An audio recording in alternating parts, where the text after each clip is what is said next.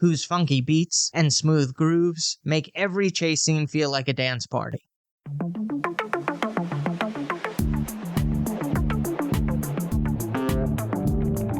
Just what you've been waiting for. Movies, TV, music, and more. Follow, subscribe, stay up to date. Episodes drop every other Monday. It's the man, watch that. It's the man, watch that. It's the man, watch that podcast.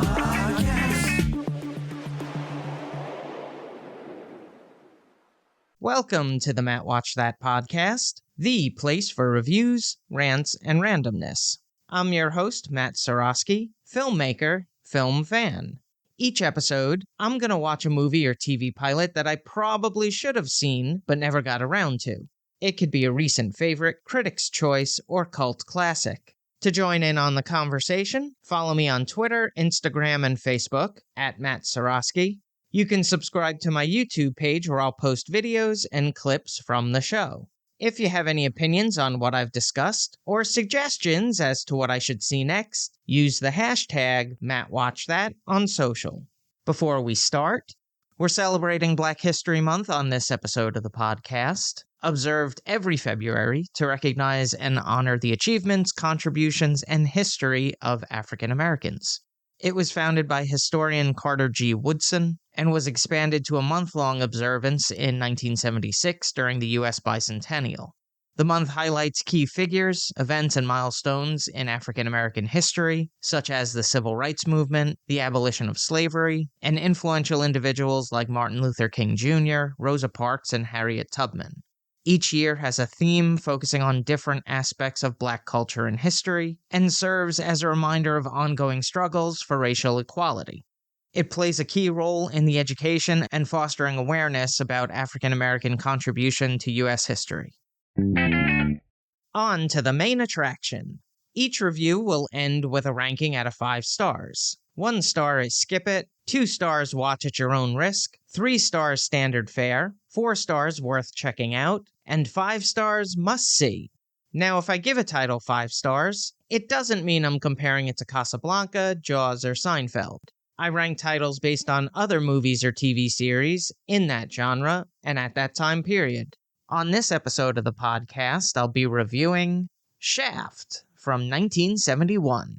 It was directed by Gordon Parks, who helmed sequel, Shaft's Big Score, musical biography, Lead Belly, and action comedy, The Super Cops. His coming-of-age drama, The Learning Tree, was the first film directed by a Black filmmaker for a major American film studio. The screenplay was co-written by John D.F. Black, who scribed episodes of westerns Lawman and Laredo, crime drama The Untouchables, science fiction series Star Trek, and police procedural Hawaii Five-0. And Ernest Tidyman, who penned the novel this screenplay was based on, western High Plains Drifter, and made-for-TV docudrama Dummy. He won an Oscar for Best Writing, screenplay based on material from another medium for The French Connection. It stars Richard Roundtree as John Shaft, which would be his big screen debut. He appeared in numerous films throughout the 70s and 80s, such as Charlie One-Eye, Earthquake, and Maniac Cop. He reprised his iconic role on television with the series Shaft, was cast in the powerful miniseries Roots, the groundbreaking soap opera Generations, and later in Desperate Housewives. Even though he was dubbed the first Black action hero, he was able to diversify his portfolio, taking on roles in a wide range of genres with Speed Racer, Brick, Corky Romano, Antitrust, Soul Food, and Seven. He returned to his most famous role in the Shaft reboot in 2000, and was introduced to a new generation of fans with 2019's Shaft. Throughout his career, Richard Roundtree faced and overcame challenges associated with typecasting and the changing landscape of Hollywood. He became an influential figure not just for his acting, but for how his roles helped to reshape the representation of African Americans in film. He also became an advocate for breast cancer in males after being diagnosed in 1993. Shaft also features Moses Gunn, Charles Coify, Christopher St. John, and Gwen Mitchell. This is something to look out for. Director Gordon Parks makes a cameo appearance as the landlord when Shaft is looking for Ben Buford. He was also the co-founder of Essence magazine, which Shaft is seen reading in his girlfriend's apartment. So let's jump into it. John Shaft is a smooth-talking, tough-as-nails private detective who takes on the gritty streets of Harlem in a high-stakes battle against crime and corruption. When a powerful crime lord kidnaps the daughter of a Harlem gangster, Bumpy Jonas, Shaft is hired to find her, but quickly discovers that his mission is more dangerous than he anticipated. Armed with sharp wit, a cool demeanor, and his signature leather jacket, Shaft's investigation plunges him into the criminal underworld, where he faces powerful adversaries, including dangerous mobsters and corrupt officials. With his bold personality and unyielding determination, Shaft proves to be more than capable of taking on the dangerous world that surrounds him, as he uncovers a web of violence and deceit that goes beyond the kidnapping, where he investigates the tense relationships between the black community, local crime syndicates, and law enforcement. The film explores his complex character, a man who operates by his own rules, and his relentless pursuit of justice in an environment fraught with corruption and moral ambiguity. As Shaft closes in on his target, the tension escalates, leading to a thrilling confrontation that tests his skills and resolve. Here's a quote without context. "I'm not asking you to sell out. Just tell me the name of the game so I know the rules." Shaft is the epitome of cool, a film that oozes swagger, style, and attitude in every frame. Richard Roundtree's portrayal of John Shaft is nothing short of iconic, a private detective who stands as a symbol of confidence, strength, and independence, and as quick with a one-liner as he is with his fists. He's a morally complex character, navigating the intersection of crime, corruption, and race with a combination of street smarts, wit, and physical prowess. The movie kicks off with a bang, throwing Shaft into the world of dangerous criminals and crooked cops, but he's never fazed, always strutting through the chaos with an unmatched confidence that makes you want to high-five the screen. Shaft's interaction with both black and white characters underscore the social tension of the time. The film critiques the systematic inequalities of law enforcement and highlights the complexities of being a black man in a predominantly white-dominated society. And let's not fail to mention the unforgettable soundtrack by Isaac Hayes, whose funky beats and smooth grooves make every chase scene feel like a dance party. Directed by Gordon Parks, the film's gritty depiction of Harlem, with its mix of urban decay and vibrant culture, provides a nuanced backdrop for the story. The setting is as much a character in the film as Shaft himself, offering a snapshot of the social and political landscape of the early 70s, when issues of class, race, and the struggle for empowerment were at the forefront of American culture. The movie is groundbreaking not only for its portrayal of African Americans, but also for its refusal to shy away from the harsher realities of inner-city life, making it one of the first mainstream films to authentically represent black neighborhoods. As much as it's a reflection of its time, it also transcends it, with themes of resilience and empowerment still resonating with audiences today. Now for a little trivial trivia. It was one of the few films MGM released in 1971 that made a profit at the box office, helping to save the studio from bankruptcy. Shaft was produced by Shaft Productions and distributed by MGM. It was filmed in Greenwich Village, Roosevelt Island, Times Square, and Cafe Reggio, all located in New York. The cinematography was captured by Urs Führer, whose filmography includes action crime sequel Shaft's Big Score, neo-noir mystery The Seven Ups, and drama Where the Lilies Bloom. It was edited by Hugh A. Robertson, who worked on documentary Come Back Africa, and comedy Harvey Middleman, Fireman. He was nominated for a Best Film Editing Academy Award of Midnight Cowboy. He was the first black person to be nominated in this category. The score was composed by J.J. Johnson, who wrote the music for drama Top of the Heap, thriller Across 110th Street, and episodes of crime mystery Starsky and Hutch, action-adventure The $6 Million Man, and sci-fi series Buck Rogers in the 25th Century. And, of course, Isaac Hayes, pioneering American musician, singer, and composer, best known for his influential work in soul music, including his groundbreaking 1971 album Hot Buttered Soul. He starred and wrote the score for Truck Turner, one of my favorite blaxploitation films that's due for a reboot. The soundtrack featured songs by Isaac Hayes. He won an Academy Award for Best Music, Original Song for the theme from Shaft, and was the first black man to win in the category. The runtime is 1 hour 40 minutes. It had a budget of $500,000 and grossed $13 million at the box office. It was nominated for 2 Oscars at the 1972 Academy Awards, winning 1. It was selected for preservation in the United States National Film Registry by the Library of Congress for being culturally, historically, and aesthetically significant. The film's success led to 2 sequels, Shaft's Big Score in 1972 and Shaft in Africa in 1973, a short-lived television series, Shaft, partial remake, Shaft in 2000, and its sequel, Shaft in 2019. On the Ski Index, I give it 4.5 out of 5 stars. If you've seen Shaft and have opinions on the movie, let me know what you think using the hashtag MattWatchThat. Moving right along, each episode, I'm going to post clips that I think people should watch. It could be movie trailers, music videos, interviews, or something completely random. Search for my YouTube page and there'll be a playlist called Matt Watch That Playback. Earth, Wind & Fire is one of the most influential and successful bands in the history of popular music, known for their dynamic performances and blending elements of R&B, soul, funk, jazz, disco, and pop into a distinctive sound that has resonated across generations. The band was formed in 1969 by Maurice White, who envisioned a group that could combine various musical styles into a powerful crossover appeal. Initially known as the Salty Peppers, the group relocated from Chicago to Los Angeles and underwent several changes in personnel and genre styles. In 1971, they adopted the name Earth, Wind & Fire, a reference to Maurice White's astrological sign, which symbolizes his connection to the elements of nature.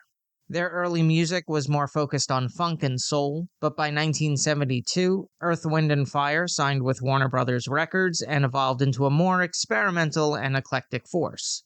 Their breakthrough came with the release of their 1973 album Head to the Sky, which rose to number 2 on the Billboard Top Soul Albums and certified platinum. The band's mix of lush arrangements, smooth horns, and spiritual themes began to attract a wide audience. In 1975, Earth, Wind & Fire released That's the Way of the World, their 5th album, which is considered one of the defining records in the soul and funk genres. The album included the hit single Shining Star, which reached number 1 on the Billboard Hot 100, and earned them a Grammy Award for Best R&B Performance by a duo or group with vocals. The following year, they released Spirit, another critically acclaimed album that continued their momentum, fueled by songs like Getaway and Saturday Night. In 1977, they released All in All, an album that showcased their expanding musical sophistication, producing hits like Serpentine Fire and Fantasy, which became club anthems. The Best of Earth, Wind & Fire Volume 1 included a new track, September. The track's infectious melody and uplifting lyrics made it an instant favorite and solidified Earth, Wind & Fire's place in pop culture. As they entered the 1980s, Earth, Wind & Fire experienced lineup changes, internal struggles, and shifts in the musical landscape.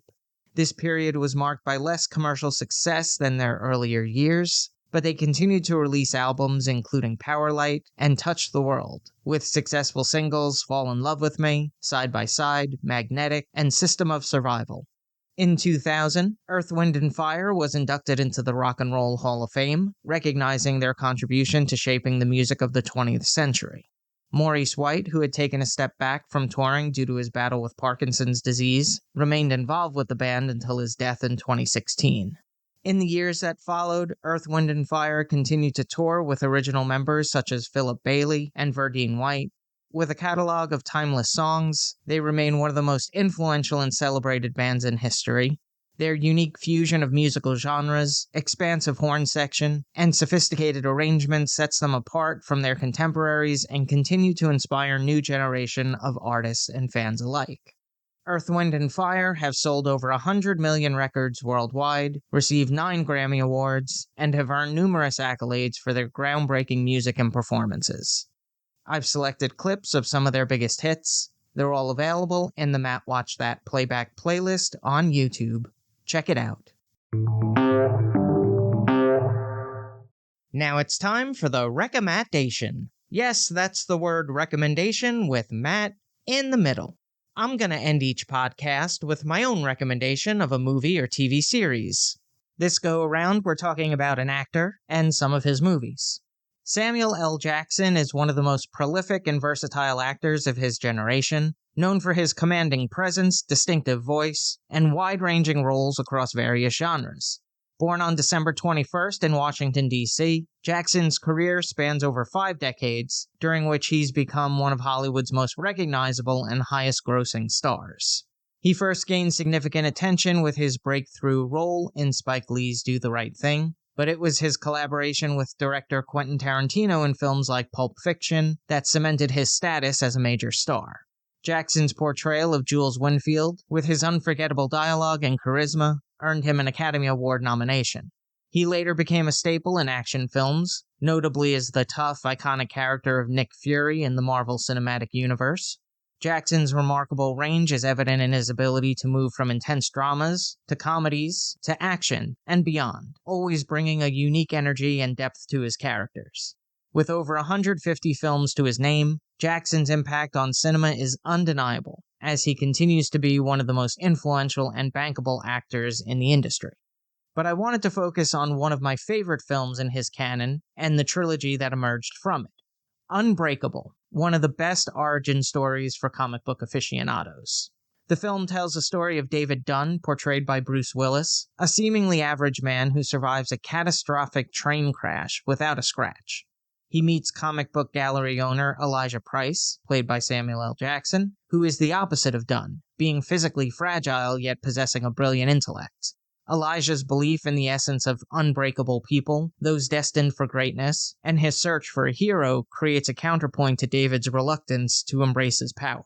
Rather than the black and white good versus evil dynamic often seen in superhero films, Unbreakable focuses on the complexities of human nature and personal choice. Split shifts focus from the superhero genre to the psychological thriller, though it remains interconnected with Unbreakable. The film introduces Kevin Wendell Crumb, James McAvoy, a man suffering from dissociative identity disorder who has 23 distinct personalities, one of which is a dangerous predatory figure known as the Beast. Stay tuned to the end credits for a surprise. Then, the last piece of the puzzle is Glass, combining the tones of Unbreakable and Split into a definitive exploration of superhero mythos. The film brings together David Dunn, Elijah Price, and Kevin Wendell Crumb as their fates collide in a psychiatric hospital. The central conflict is the realization of whether these characters are extraordinary beings or simply mentally ill individuals with delusions of grandeur. Elijah Price, now known as Mr. Glass, aims to prove the existence of superhumans to the world, and in doing so, he orchestrates events that will force David and Kevin into a confrontation. Samuel L. Jackson's portrayal of Elijah Price is a standout in the Unbreakable trilogy. His performance showcases a character who is both vulnerable and formidable, a mastermind who is driven by an obsession with comic book mythology. From his initial introduction in Unbreakable to his more prominent role in Glass, Jackson's character evolves from an enigmatic figure to a tragic villain whose legacy is defined by an unwavering belief in the existence of superheroes. Jackson's performance challenges traditional superhero narratives, blending psychological complexity with the dramatic tension of a world where the lines between good and evil are blurred. That's all for this edition of Matt Watch That. Thanks for listening to me babble. You can follow me on Twitter, Instagram, and Facebook at Matt Seroski. You can subscribe to my YouTube page where I'll post videos and clips from the show. If you have any opinions on what I've discussed, or suggestions as to what movie or TV pilot I should see, use the hashtag MattWatchThat on social. Head over to mattseroski.com for all the latest news and updates, and come back next time for the reviews, rants, and randomness.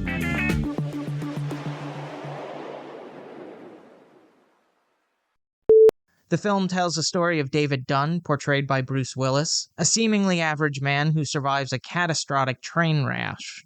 Rash? It was a bad rash. Jackson's portrayal of Jules Winfield, with his unforgettable dialogue and charisma. Charisma. Why can't I say that word all of a sudden? And let's not fail to mention the unforgettable soundtrack by Isaac Hayes, whose funky beats and smooth grooves make every chase scene feel like a dance party. I don't think I've ever sounded more white. A seemingly average man who survives a catastrophic train crash. Oh boy.